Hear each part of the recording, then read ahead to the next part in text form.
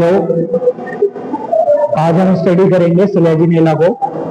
Selaginella क्या होता है ये देखेंगे और इसकी स्टडी भी हम करेंगे। तो देखेंगे आज सिलेजिनेला।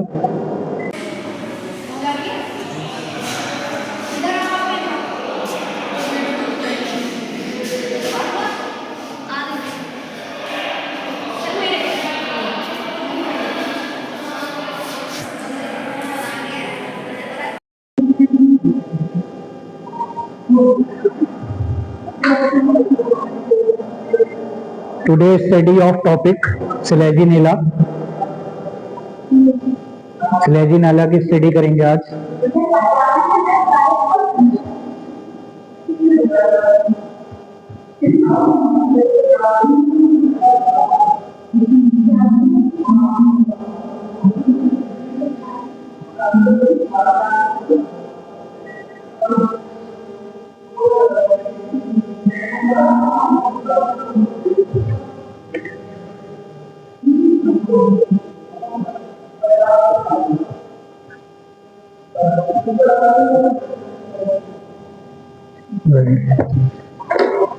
आ जाएगी मेरी आवाज।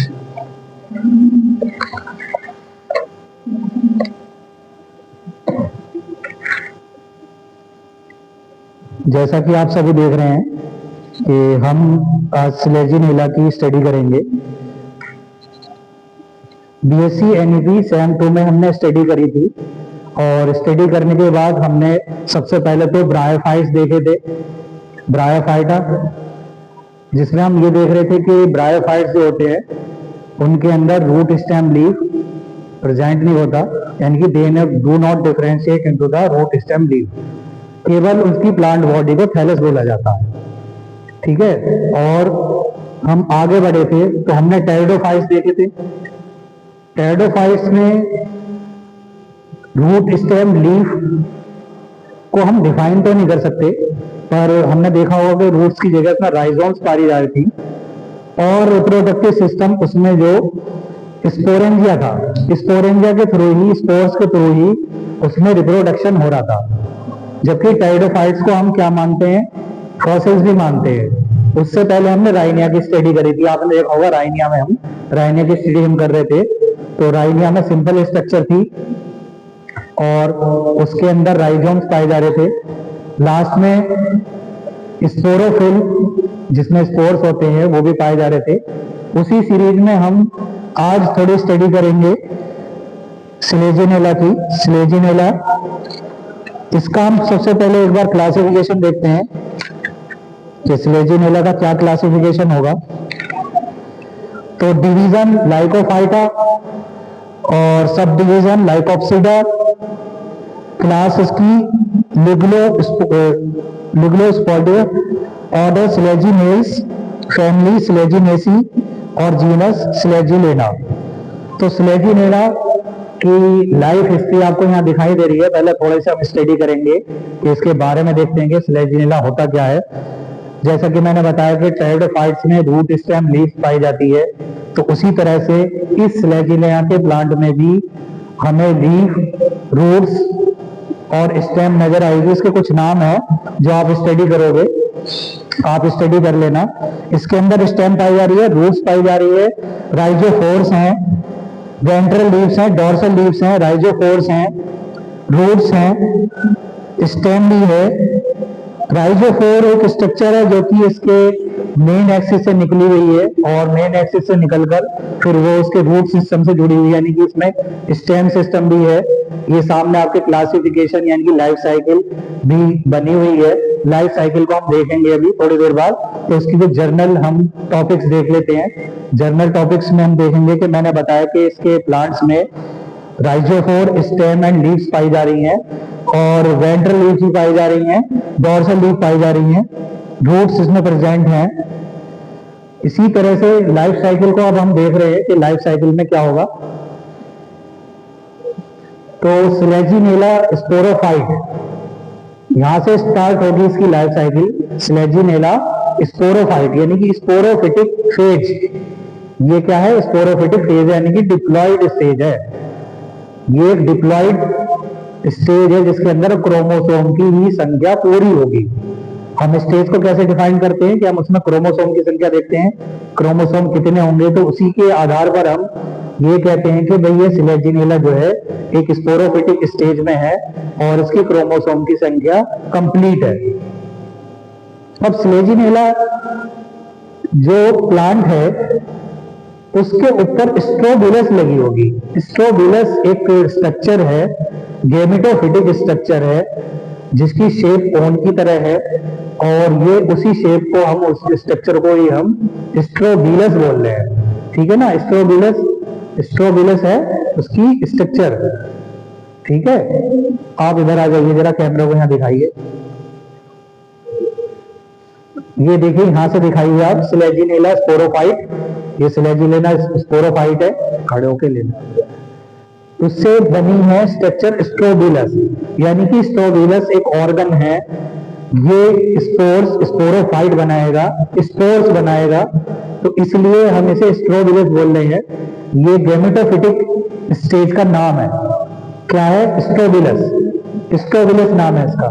अब इस स्ट्रोबिलस से जो ये माइक्रोस्पोरोफिल है, माइक्रोस्पोरोफिल और मेगास्पोरोफिल, दो चीज इसमें निकलेंगी, माइक्रोस्पोरोफिल और मेगास्पोरोफिल। ये लीफ की तरह ही स्ट्रक्चर है एक्चुअल में, जो है स्ट्रोबिलस से जो ये निकल रहे हैं, तो ये कैसी है? लीफ की तरह स्ट्रक्चर है। लीफ के अंदर ही, उसकी स्ट्रोबिलस की लीफ के अंदर ही ये माइक्रोस्पोरोफिल और मेगास्पोरोफिल पाया जा रहा है। माइक्रो नाम से आप समझिए, माइक्रो मतलब स्मॉल। ऐसी स्ट्रक्चर, ऐसे स्पोर जो बहुत ही स्मॉल है, और स्मॉल है तो इसका मतलब सिंपल सी बात है कि ये जो है मेल रिप्रोडक्टिव ऑर्गन है। ये कैसा है? माइक्रो मतलब छोटे स्पोर्स है, तो ये मेल को रिप्रेजेंट कर रहे हैं। मेल स्ट्रक्चर को रिप्रेजेंट क्या करेंगे? Micro sporophyll. आप सभी ध्यान से सुन लीजिए, नाम को आपको तैयार भी करना है, नाम को तुरंत ही आप याद कर लीजिए, आपको जभी की जभी ये सारे वर्ड याद हो जाएंगे। मेगास्पोरोफिल, मेगा मतलब जो शेप में लार्ज है, जो थोड़े बड़े हैं। अगर माइक्रोस्पोरोफिल देखेंगे तो बहुत छोटे छोटे हैं, और मेगास्पोरोफिल देखेंगे तो इनकी शेप कैसी है? थोड़ी बड़ी है, देखने में ही ये साइज में बड़े हैं, तो इसे हम मेगा स्पोरोफिल।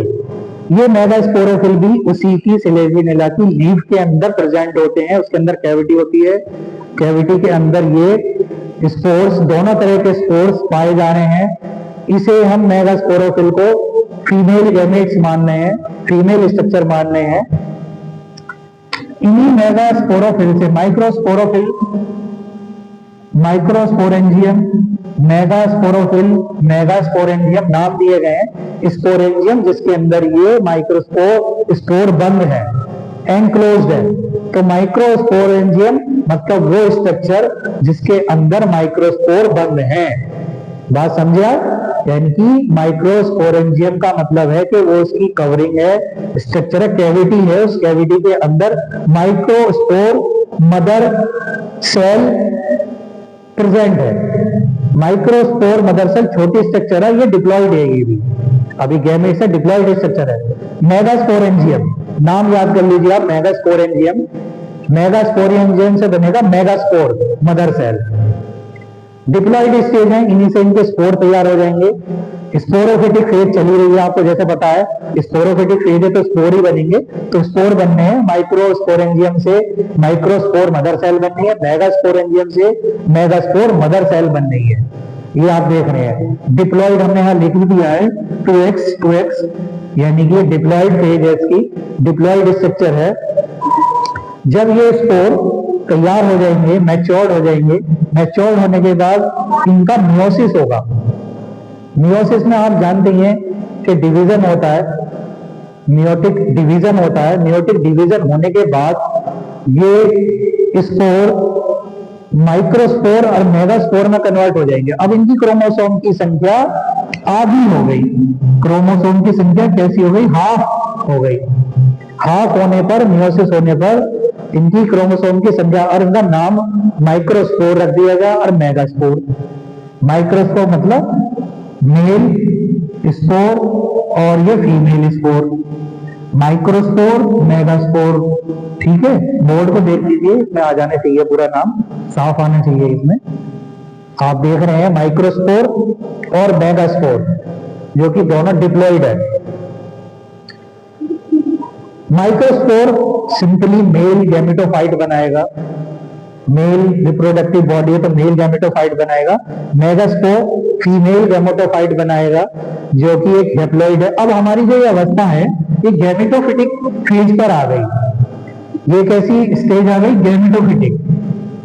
जिसे हम रिप्रेजेंट एन से कर रहे हैं, ये डिप्लॉयड के बाद बनने वाली हैप्लॉइड स्टेज है, इसलिए इस स्टेज का नाम भी क्या है?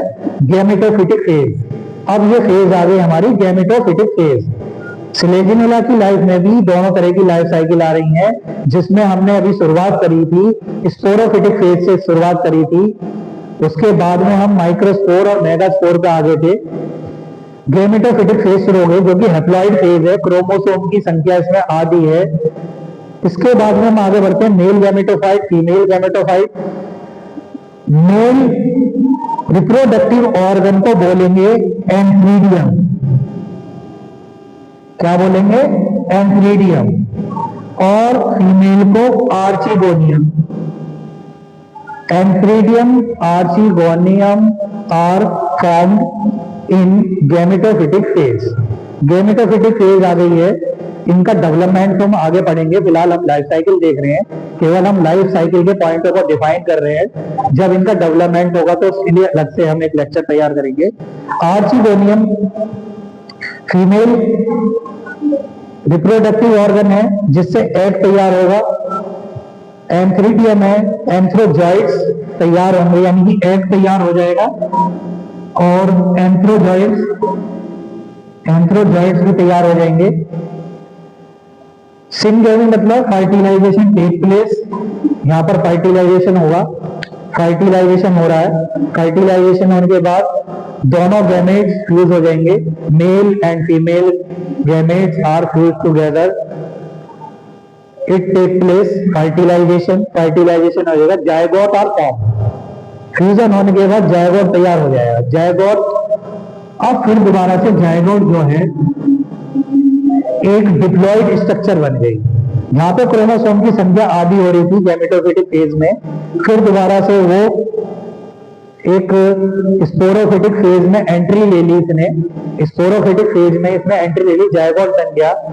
अब जायगोट का फिर डेवलपमेंट होगा, सेल डिवीजन होगा, जायगोट बढ़ता चला जाएगा, एम्ब्रियो तैयार होगा, और एम्ब्रियो के बाद यंग स्पोरोफाइट, यंग स्पोरोफाइट यहां पर तैयार हो जाएगा।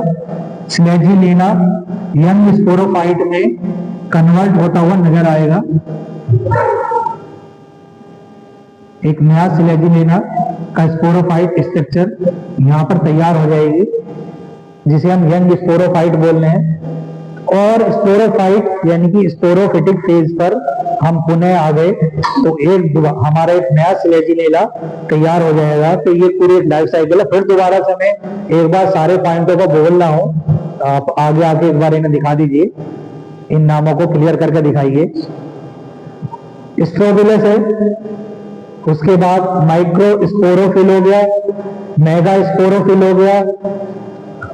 उसके बाद जो बना next one is microsporangium, megasporangium.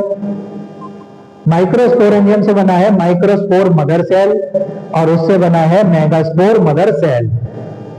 Meiosis हुआ, जो डिप्लॉयड स्टेज थी हैप्लॉइड में कन्वर्ट हो गई, माइक्रोस्पोर बन गए, मेगास्पोर बन गए। माइक्रोस्पोर से मेल गैमेटोफाइट बना, उधर फीमेल गैमेटोफाइट बना, आर्चिगोनियम बना, एंथ्रीडियम का डेवलपमेंट हुआ, आर्चिगोनिया से एग प्रोड्यूस हुआ और उससे एंथ्रोजॉइड बना।